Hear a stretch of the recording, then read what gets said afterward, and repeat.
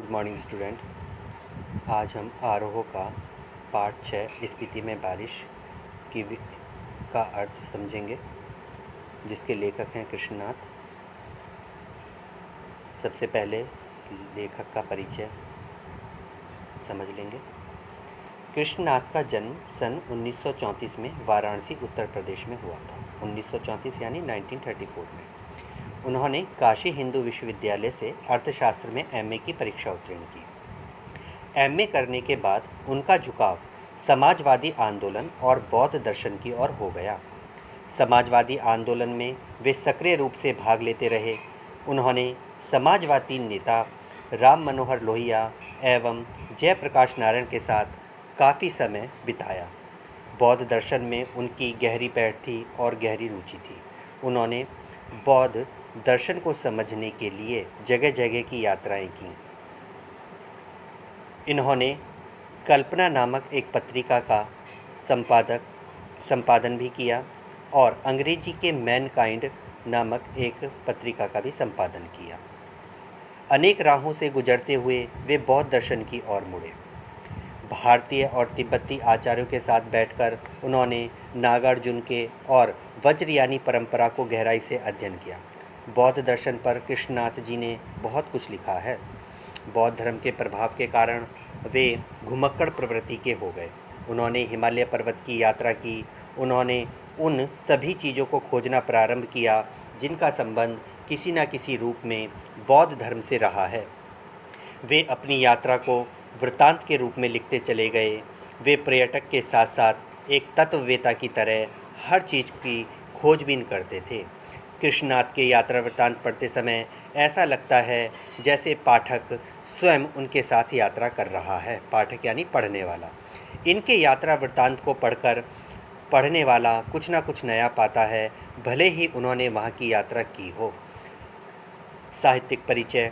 कृष्णनाथ जी की प्रमुख रचनाएं इस प्रकार हैं: लद्दाख में राग विराग, किन्नर धर्मलोक, स्पीति में बारिश, पृथ्वी परिक्रमा, हिमालय यात्रा, अरुणाचल यात्रा, बौद्ध निबंधावली आदि। तो हमारे पास जो इनका पाठ है वो है स्पीति में बारिश। जो प्रस्तुत पाठ स्पीति में बारिश यात्रा वृत्तांत है, इसमें स्पीति के बारे में लेखक ने बताया है, जो हिमाचल प्रदेश में स्थित है। लेखक ने इसमें स्पीति की भौगोलिक एवं प्राकृतिक विशेषताओं के विषय में हमें बताया है। इस यात्रा वृत्तांत में लेखक ने स्पीति के सौंदर्य, वहाँ की जलवायु, ऋतु और वर्षा का भी वर्णन किया है। तो अब हम स्टार्ट करते हैं अपना पाठ स्पीति में बारिश। स्पीति में बारिश पाठ एक यात्रा वृत्तांत है। स्पीति हिमाचल प्रदेश के लाहुल स्पीति ज़िले की तहसील है। जो स्पीति है वो कहाँ बसा हुआ है? हिमाचल प्रदेश में बसा हुआ है। और ये लाहुल जो है उस लाहुल की ज़िले की इस तहसील कहलाता है। उल्लेखनीय घटनाओं तथा मानवीय गतिविधियों के अभाव के कारण इसका इतिहास में कोई जिक्र नहीं किया गया है। कहने का तात्पर्य क्या है कि यहाँ यह जो स्थान है ना, यह बहुत दुर्गम है। यहाँ पर लोगों का आवागमन नहीं होता, संचार के साधन यहाँ पर कम है। क्या है? यहाँ पर संचार के साधन बहुत कम है, जिस कारण यहाँ लोगों का आवागमन नहीं होता है और इसी कारण इसका इतिहास में कहीं भी जिक्र नहीं मिलता है। यह स्थान प्राचीन साम्राज्यों का अंग पूरी तरह कभी नहीं बन पाया। जो हमारे प्राचीन साम्राज्य रहे, हिमाचल प्रदेश के जो राजा रहे जिन्होंने वहाँ पर राज किया, बाद में जो अंग्रेज रहे जिन्होंने हमारे देश पर राज किया, वो सब भी इस स्पीति क्षेत्र से बिल्कुल अलग रहे, बिल्कुल पृथक रहे।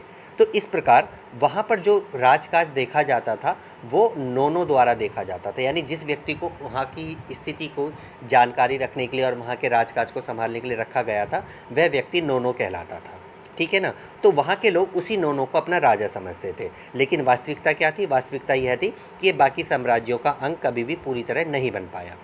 भौगोलिक स्थिति के कारण यह सदा स्वायत्त ही रहा, और अपनी भौगोलिक स्थिति के कारण क्या रहा? ये सदा ही स्वतंत्र रहा। यहाँ के ऊंचे ऊंचे दर्रे तथा कठिन रास्ते पर्यटकों को आकर्षित करने में असमर्थ हैं। यहाँ संचार तथा परिवहन के आधुनिक सुविधाओं का अभी तक विकास नहीं हुआ है। यहाँ के लोग शेष दुनिया से कटे हुए हैं। ठीक है ना। तो स्पीति जो है बहुत ही दुर्गम क्षेत्र है, जिस कारण यहाँ आवागमन के साधन नहीं हैं और ना ही संचार का कोई और साधन है। यहाँ पर टेलीफोन वगैरह भी नहीं है, अगर कभी कुछ बात होती भी है तो केवल वायरलेस से हो पाती है, बाकी किसी चीज़ से वहाँ बातचीतें नहीं हो पाती हैं, जिस कारण क्या हुआ, यह क्षेत्र हमेशा कटा ही रहा। स्पीति की भौगोलिक स्थिति कुछ इस प्रकार है कि प्राचीन काल से लेकर मध्यकाल में ब्रिटिश शासन तक यह स्वतंत्र ही रही। स्पीति में जनसंख्या लाहुल से भी कम है। जो स्पीति में जनसंख्या है ना, वो बहुत ही ज़्यादा कम है। यहाँ की जो जनसंख्या का प्रति वर्ग किलोमीटर हम क्षेत्र देखें तो क्या होगा कि यहाँ 1 किलोमीटर में केवल 4 लोग निवास करते हैं, ठीक है ना। तो यहाँ घनत्व जो है प्रति वर्ग किलोमीटर कितना है, 4 व्यक्तियों का है, अर्थात यहाँ की जनसंख्या अत्यधिक कम है।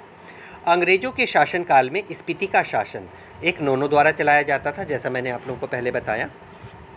इसका अधिकार क्षेत्र केवल द्वितीय दर्जे के मजिस्ट्रेट के बराबर था, यानी जो नोनो होता था ना, उसका अधिकार क्षेत्र कितना था, जो द्वितीय दर्जे के यानी सेकंड क्लास के जो मजिस्ट्रेट होते हैं, जज होते हैं, उनका जितना अधिकार होता है उतना ही अधिकार उन नोनो का था। किंतु फिर भी स्पीति के लोग उस नोनो को ही अपना राजा मानते थे। 1873 में पास हुए स्पीति रेगुलेशन के तहत लाहुल और स्पीति को विशेष दर्जा दिया गया और 1873 में क्या हुआ, इसको विशेष राज्य का दर्जा दिया गया। 1966 में जब हिमाचल प्रदेश पृथक राज्य बना तो लाहुल स्पीति उसका उत्तरी छोर का जिला बन गया और 1966 में जब हिमाचल प्रदेश एक अलग राज्य बनाया गया तो लाहुल और स्पीति को हिमाचल प्रदेश में शामिल कर दिया गया और इस प्रकार यह हिमाचल प्रदेश का उत्तरी छोर का जिला बन गया। स्पीति 31.42 यानी 31.42 और 32.59 अक्षांश उत्तर और 77.26 और 78.42 पूर्व देशांतर के बीच स्थित है। इसकी स्थिति बताई गई है अक्षांश और देशांतर में। ठीक, अक्षांश और देशांतर आप लोगों ने ज्योग्राफी में पढ़ा होगा बेटा। उसमें क्या होता है, जैसे हमारी पृथ्वी कितने अक्षांश पर झुकी हुई है, 23 डिग्री पर, है ना। समझ में आ गया होगा शायद आप लोगों को। हाँ, तो वही अक्षांश और देशांतर जिनके बीच से जो हमारे देश के बिल्कुल मध्य से होकर के गुजरती हैं। इसके चारों ओर ऊंचे ऊंचे पहाड़ हैं। जो स्पीति है, स्पीति के चारों ओर बहुत ऊंचे ऊंचे पहाड़ हैं।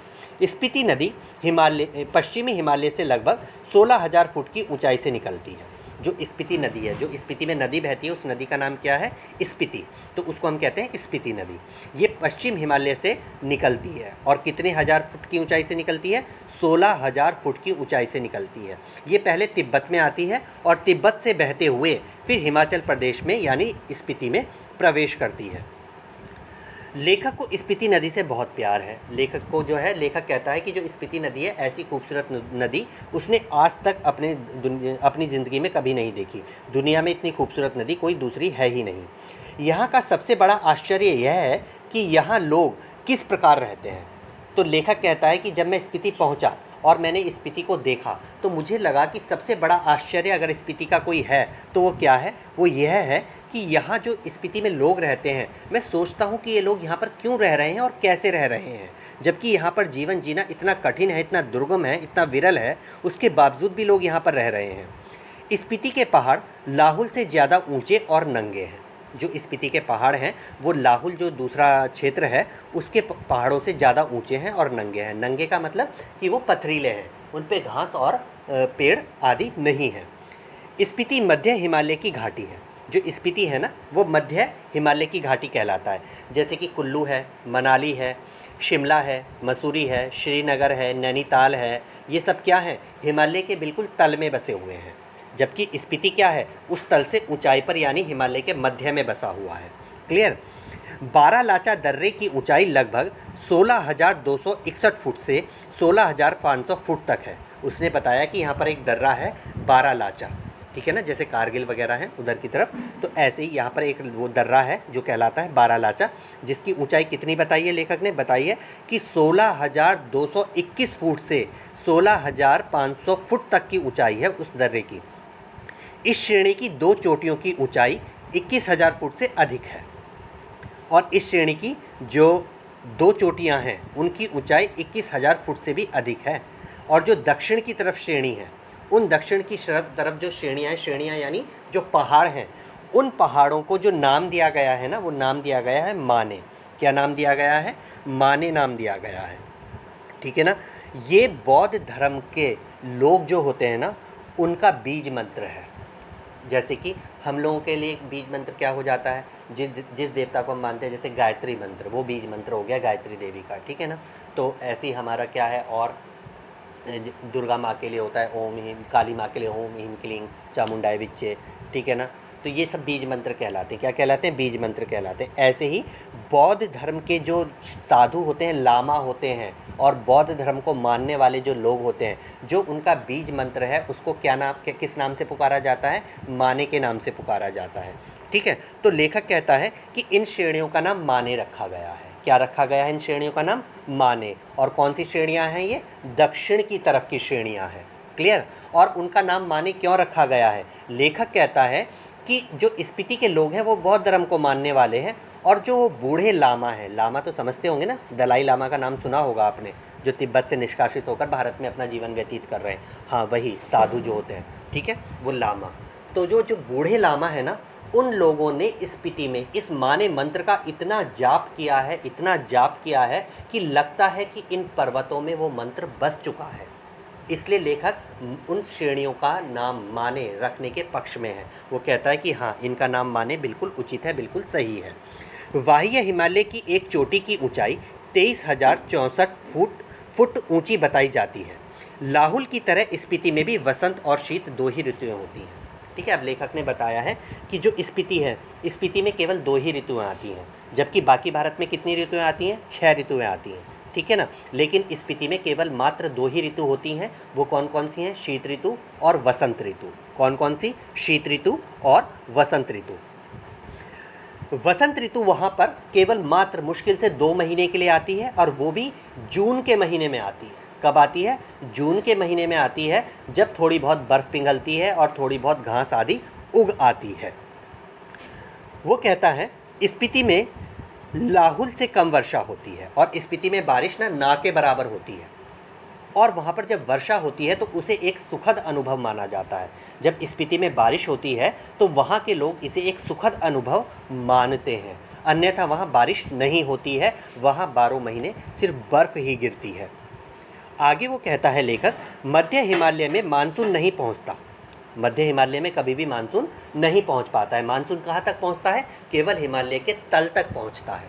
और जो स्पीति के पहाड़ हैं वो काफ़ी ऊंचे हैं। एक तो वहाँ वैसे ही मानसून नहीं पहुँचता है, और थोड़ा बहुत पहुँचता भी है तो वो ऊंची जो पहाड़ियाँ हैं वो उस मानसून को पहले ही रोक देती हैं, जिस कारण वहाँ वर्षा का होना बड़ा मुश्किल हो जाता है। यहाँ की धरती सूखी रहती है, पानी से सूखी रहती है, ठीक है, अन्यथा वहाँ बर्फ़ ही पड़ी रहती है। स्पीति में साल में केवल एक ही फसल होती है। स्पीति में फसल केवल एक ही होती है।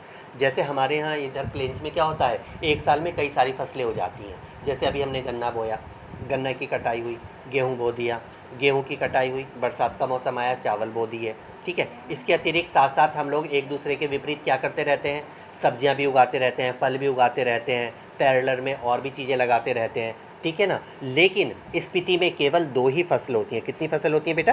केवल 2 ही फसल होती हैं वहाँ पर। और वो 2 फसल कौन कौन सी हैं? जौ और गेहूँ, सिर्फ यही वहाँ पर उत्पन्न हो पाते हैं। और सब्जियों में वहाँ पर मटर और सरसों पैदा होता है। क्या पैदा होता है? मटर और सरसों ही पैदा होता है केवल।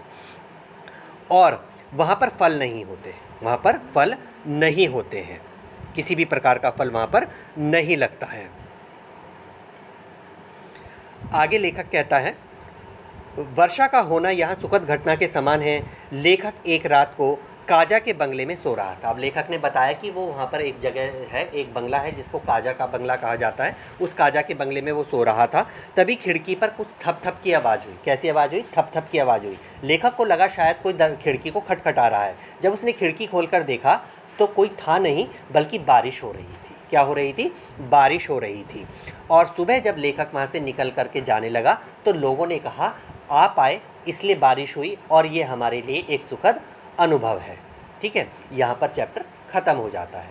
चैप्टर में मैं एक चीज़ बताना आप लोग को भूल गया हूँ कि जब स्पीति के लोगों के ऊपर आक्रमण होता था शत्रु आक्रमण करते थे। तो एक जोरावर नाम का लुटेरा था जो अक्सर स्पीति के लोगों पर क्या करता रहता था, आक्रमण करता रहता था, उनको लूटता रहता था। तो स्पीति के लोग क्या करते थे, स्पीति के लोग उससे लड़ाई नहीं करते थे, उससे झगड़ा नहीं करते थे, युद्ध नहीं करते थे।